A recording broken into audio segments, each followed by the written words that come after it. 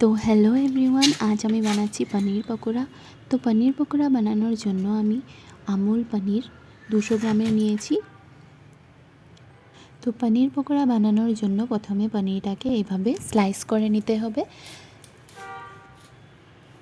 Slice করার সময় ধ্যান রাখতে হবে যে পনিরের স্লাইসগুলো বেশি পাতলাও না হয় আর যাতে বেশি মোটাও না থাকে।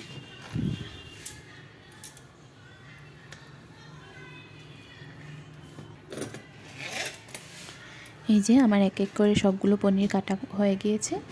এই পনির স্লাইসগুলো এই ধরনের হতে হবে। তারপর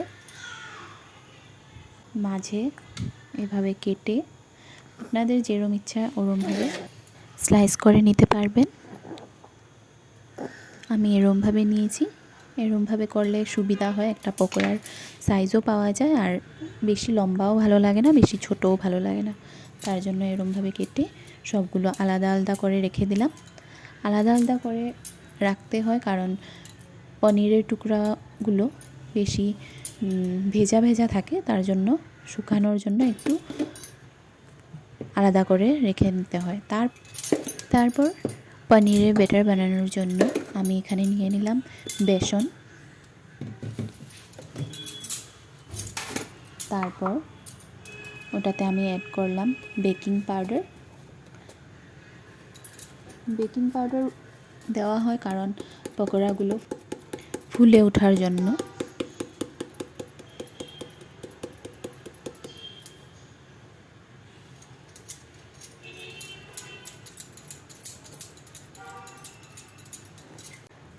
এখানে আমি ক্রিস্পি করার জন্য আমি কিছু অ্যাড করিনি, কিন্তু ক্রিস্পি করার জন্য আপনারা চাউলের গুঁড়ি দিতে পারেন। তারপর আমি দিয়ে দিলাম ময়দা, স্বাদ মতো নুন, হলুদ আর গুঁড়ামরিচ। তারপর আমি কেটে রাখা ধনিয়া পাতা কুচি আর মরিচ কুচি, কাঁচামরিচ কুচি দিয়ে দিলাম।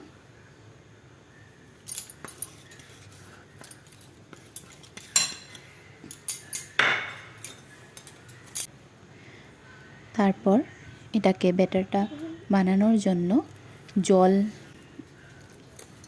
দিয়ে ব্যাটার বানাতে হবে।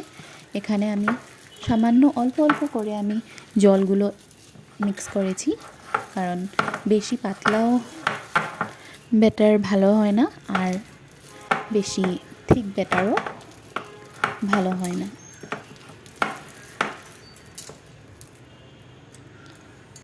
এইভাবে আমি ব্যাটারটা তৈরি করে নিয়েছি। আমার ব্যাটারটা দেখুন বেশি পাতলাও না বেশি থিকও না। তারপর কড়াইতে তেল গরম করে পনিরের টুকরোগুলো এক এক করে ডিপ করে আমি তেলের মধ্যে ফ্রাই করে নেব। সামান্য ফ্রাই করা হয়ে গেলে সামান্য লাল লাল হয়ে উঠবে, তারপর পনির পকোড়া রেডি।